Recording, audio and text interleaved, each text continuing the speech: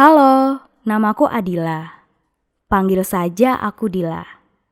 Seperti yang kalian lihat, sekarang aku sedang belajar tekun untuk menghadapi ujian masuk sebuah SMA. Bukan SMA sembarangan, tapi SMA kelas internasional sekaligus salah satu yang terbaik di Indonesia. Karenanya, semua siswa di sana wajib lancar berbahasa Inggris. Makanya, di ujian masuknya juga ada tes bahasa Inggris. Karena itu, aku harus memperkuat bahasa Inggrisku. Beruntung saat itu aku menemukan aplikasi U-Dictionary yang bisa menerjemahkan ke 44 bahasa dan punya hasil terjemahan akurat karena bekerja sama dengan Oxford. Aku sangat terbantu dengan fitur kamera translate-nya. Jadi, aku bisa langsung menerjemahkan tulisan di buku-buku. Aku juga melatih bahasa Inggrisku dengan berbicara langsung dengan orang asing. Sebenarnya kemampuan berbicara bahasa Inggrisku cukup baik, tapi tidak kalau harus mendengarkan bahasa Inggris. Apalagi yang keluar dari mulut native speaker. Beruntung, di U-Dictionary juga ada fitur voice recognition yang bisa menerjemahkan langsung dari suara. Pelan-pelan kemampuan bahasa Inggrisku semakin membaik di semua lini. Jangan salah, aku bukan orang yang terus-terusan belajar. Aku juga masih meluangkan waktu untuk ngobrol dengan teman-temanku lewat chat atau menonton YouTube. Tapi, aku juga melakukan itu sambil belajar. Dan disitulah fitur Magic Translate sangat membantuku, di mana aku tetap bisa membuka U-Dictionary sambil membuka aplikasi lain. Ketekunanku membuahkan hasil. Akhirnya aku diterima di sekolah tersebut. Aku tidak mau menyia-nyiakan kesempatan yang kudapat. Jadi, begitu diterima, aku sama sekali tidak mengendurkan belajarku. Aku terus belajar, sampai akhirnya berhasil mendapatkan nilai A hampir di semua mata pelajaran. Bahkan, aku termasuk dalam tim yang dikirim maju ke lomba bahasa Inggris tingkat nasional. Pada perlombaan itu, aku berhasil meraih juara pertama. Tapi, ada satu mata pelajaran di mana aku selalu gagal mendapat nilai baik, yaitu olahraga. Pada dasarnya fisikku memang lemah, dan nilai olahragaku sejak SMP selalu buruk. Pak Arifin, guru olahragaku sudah mengancam akan memberi nilai D jika aku gagal lagi di materi berikutnya. Masalahnya, materi berikutnya adalah pembelajaran dasar-dasar polo air. Bukan permainan polonya yang kupermasalahkan, tapi aku memang takut berenang. Saat berdiri di pinggir kolam, seluruh tubuhku langsung bergetar. Badanku panas dingin, kepalaku pusing, dan rasanya seperti berputar-putar. Jarak antara aku dan air tidak sampai 1 meter. Tapi, begitu ku tengok ke bawah, jaraknya seperti menjadi puluhan meter. Rasanya aku mau pingsan. Kenapa aku bisa setakut itu? Untuk menjawabnya aku harus mengajak kalian mundur beberapa tahun ke belakang. Saat muda, ayahku adalah seorang atlet renang yang berprestasi. Dia meraih banyak gelar juara lomba tingkat nasional. Malang buat ayah. Cedera mengharuskannya pensiun dini.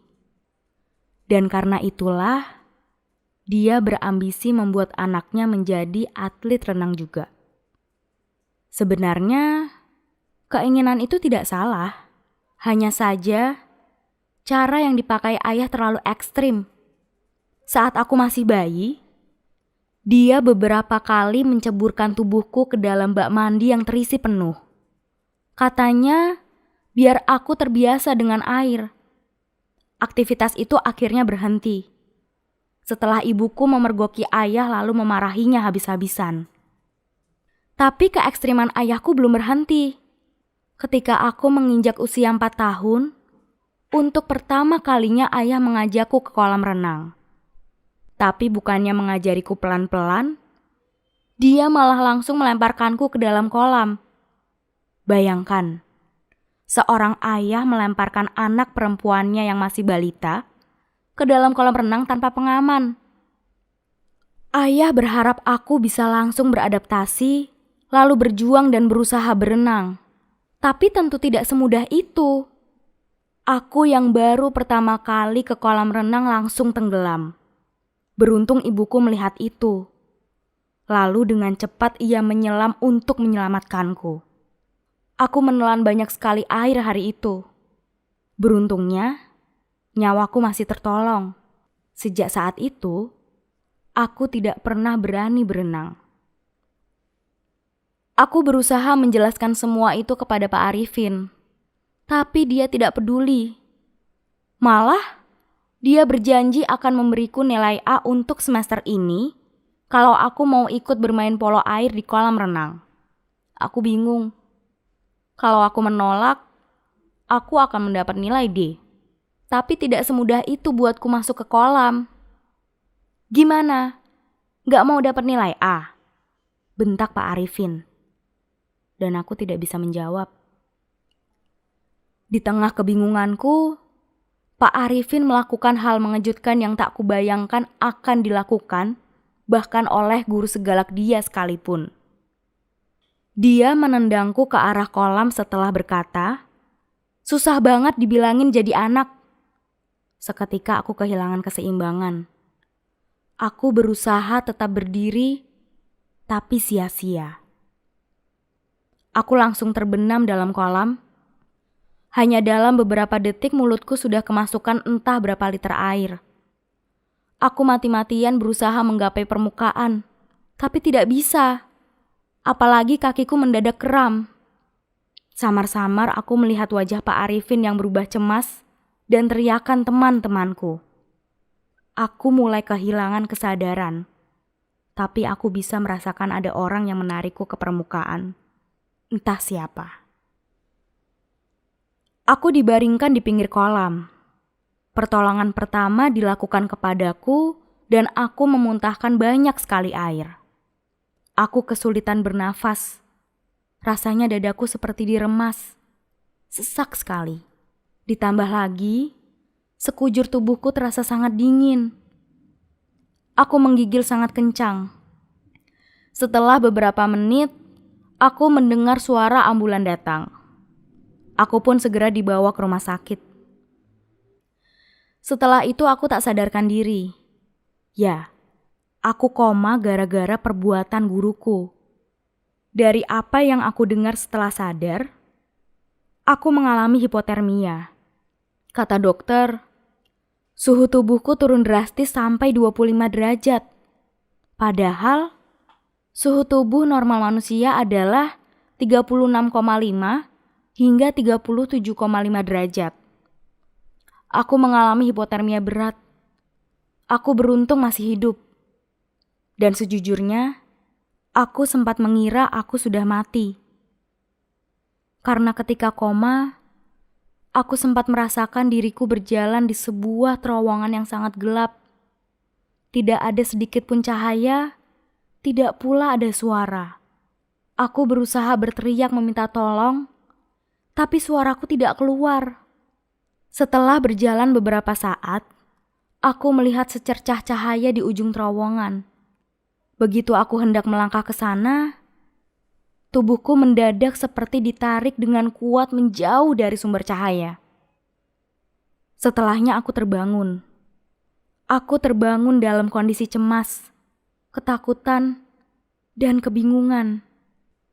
Begitu membuka mata, aku melihat kedua orang tuaku yang menangis di sampingku. Rupanya aku sudah berada di ruang gawat darurat rumah sakit. Selama beberapa detik, detak jantungku sempat menghilang dan dokter sudah menyatakan aku meninggal dunia. Sungguh keajaiban. Setelah kejadian itu, Pak Arifin ditangkap oleh polisi karena perbuatannya sudah mengancam nyawaku. Dia dinyatakan bersalah dan harus mendekam di dalam penjara. Aku senang mendengarnya. Aku harap Dengan ini tidak ada lagi guru yang bertindak semena-mena terhadap muridnya. Begitu aku kembali sehat, aku memutuskan bahwa inilah waktu buatku berusaha mengalahkan rasa takutku. Aku pun meminta agar ayah mengajariku berenang.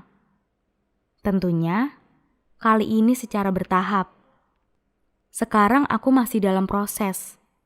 Semoga suatu hari aku bisa sepenuhnya mengalahkan ketakutanku.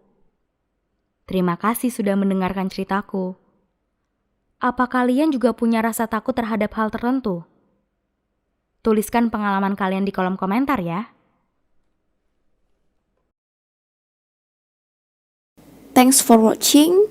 Jangan lupa subscribe dan tonton video lainnya dari channel Tinta Imaji. So, thank you so much bagi kalian yang selalu dukung channel aku. Bye-bye.